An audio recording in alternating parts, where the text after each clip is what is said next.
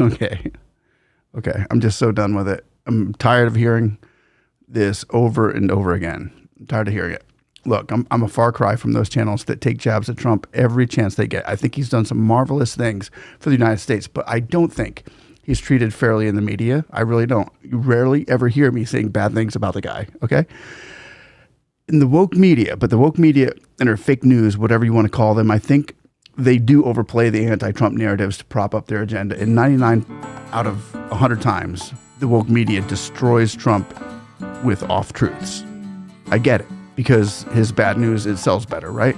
I think he's a trillion times better than that digital signature half-baked delusional and incompetent Biden. Just to put that out there. But for me, not to call him out as well as the Western media on this, I'd be compromising the pragmatic views and meaningful living realities of the people living in the largest democracy in the world, which is India, whom I've really gathered a great deal of respect for, with Narendra Modi's pathway to success in Indian armies, ability to respond to the defense of its people, and the in-depth research we've done on Jay Shankar and other Indian paragonic exemplars who have taught me so much and helped us all to increase our mental benchmarks. In India right now, there's an epic revolutionary movement that I think garners the attention of the world. So let our due diligence of history and current event fact-checking set the record straight on why India reserves the right to be pissed off with the United States right now. I'll start by saying that Trump, first off, did not end the Pakistan-India fiasco. India's military did that. India won a war and defeated Pakistan in 88 hours. You heard that right, but I'll repeat it in case it seems and sounds surreal to you. I repeat, India won a war in 88 hours. That's freaking unheard of. Could any other country in the world top that in regards and respect for democracy and peace? I think not. And Trump, in his flossy-nossy, nihilopilificational rants, however, continues to say that he helped. But the truth be told, in retrospect, he enabled Pakistan and became a codependent to Pakistan, which means you and I, us Americans, indirectly, through our great and wonderful government, unwantingly and unwillingly, as usual, cozied up to and helped a country harboring terrorists. A more befitting bragging right for Trump would have been like maybe Paki sanctions or frozen assets. Ponder this if you can. If a communist China is providing weapons to an extreme Islamic military-run country that wants to take over a democracy like India, why would we help that country that's in bed with China in any way, shape, or form? So every time Trump takes credit for ending that war, it's embarrassing, it's deceitful, and it only feels good to those who don't have history or knowledge of Pakistan or India or both. Does anyone remember that Pakistanis are the ones who harbored Osama bin Laden? Does anyone know that Pakistan Islamic Army runs the country, not the people, and their terrorist cells within cross over to India and kill innocent families if they don't worship Allah? Does anyone know that Pakistan threatened the use of nuclear weapons against India? Well, now you do. So why would America want anything to do with Pakistan unless significant changes were made? I mean, how would Israel feel if Trump started buttering up to and helping out Hamas? Well, the United States media blows chunks. They never once gave props to how India single-handedly was more able to destroy 9 known terrorist camps, including destroying a base and terrorists who beheaded our American Wall Street journalist Daniel Pearl without any help, and they did this without any help from the United States intelligence or military.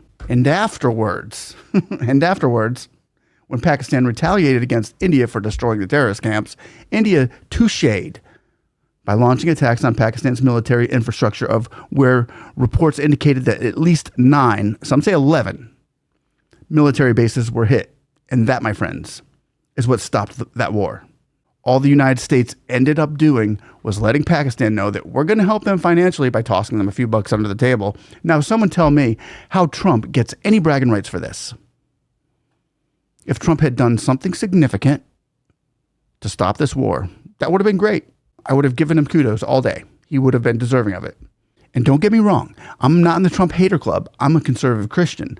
But if we stick to the truth, we'll be much better off and more equipped to win debates and win hearts rather than lose them with inadequate representation. So let me tell you what else Trump has done, which aggravates India. And all the meanwhile, it will surely disgruntle some of you pale-faced Westerners who would rather not see the U.S. funding terrorist countries. Not directly, but The timing here is significant. Just a few days after the Pahalgam terrorist attacks, they started making deals with Pakistan and getting them into the cryptocurrency market. Reality hits you hard, bro. Try this on for size. Tell me India is not rightfully aggravated or slightly irritated with Trump.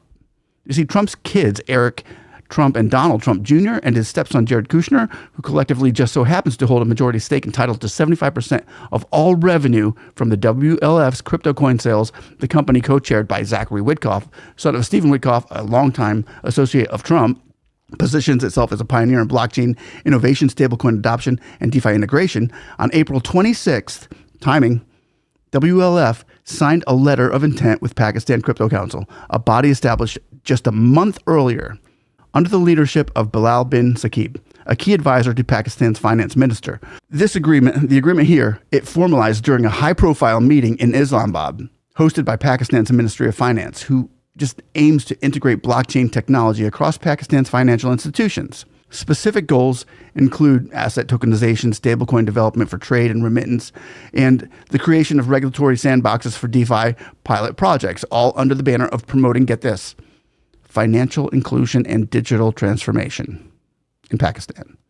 So, I personally don't know what funding terrorist organizations look like, but this has to be infringing or converging towards it just a little, wouldn't you say? And though it's not Trump directly, it's still way too close for my comfort. And also, furthermore here, why isn't the UN designating Pakistan TRF, the resistance front who took ownership of the terror attack that killed 26 innocent people in Pahalgam? Why aren't they designating them as a terrorist group? Quick phone call to the UN, President Trump, and that would probably do it. And these are all reasons why India is still a little bit pissed off at Trump right now. They reserve that right. And as a Christian, I'm not one who uses vulgar language, but I would like to ask one question here. What the hell is going on? We're so thankful that our channel has been able to reach out in a way to share this information to Americans who aren't aware of the situation, as well as let India know that America is with them in this all the way.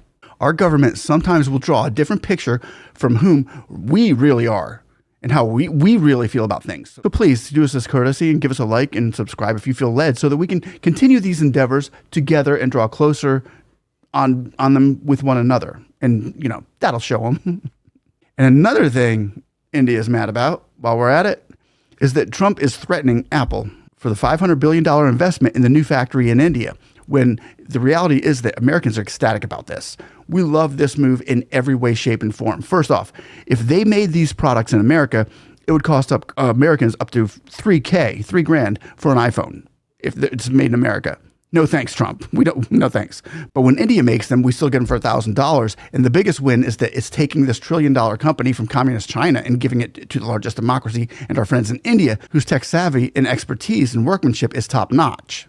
Win-win. So yeah, for Trump to diss India on this, it not only leaves a bad taste in India's mouth, but again, to that Americans ask, what the hell?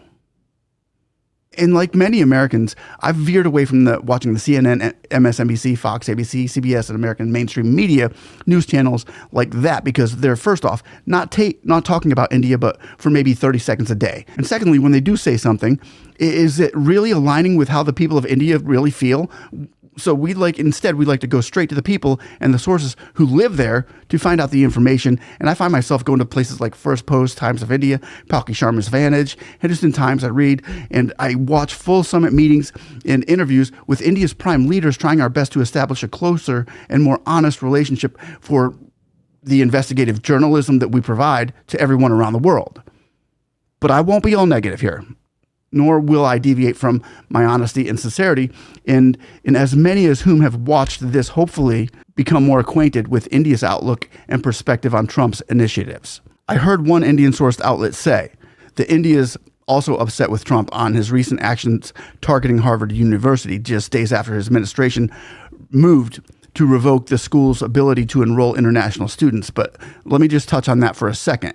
Because in that post on Truth Social on Sunday, Trump said the home countries of some Harvard international students are not all friendly with the United States and pay nothing towards their students' education. And we can understand why some people in India may be upset by this, and I need your help with this, but it seems that India would be apathetic or less enthusiastic on this subject as opposed to, let's say, Trump tariffs of 26% on India. And I believe that most Americans who voted for Trump kind of appreciate this move on Harvard. But most Americans voted for Trump also are concerned about Trump going overboard with his tariffs. But if a country puts 10% tariff on another country to import its goods, should it not expect to get a 10% tariff put on them as well? That sounds like fair play and mutual respect for business practices. But that's just what I think. Let me know what you think on that down below, and feel free to disagree or agree, because we're coexisting just fine and happily incompatible, because we grow stronger by it, and we're enforced and forged by one another's views as we reach sustainable growth. And that has a lasting effect into the future. So forgive me, I apologize, if you were expecting politically correct format of sugarcoating things to spew delicious and desirable ear candy in word salad for mental lullabies. But I think that most people just want the truth and genuine opinions that can be openly debated and talked about. Let the truth be in love, and let love lead the way. God is love, and with his ultimate guidance, we can all love one another despite our differences. We share this whole world together.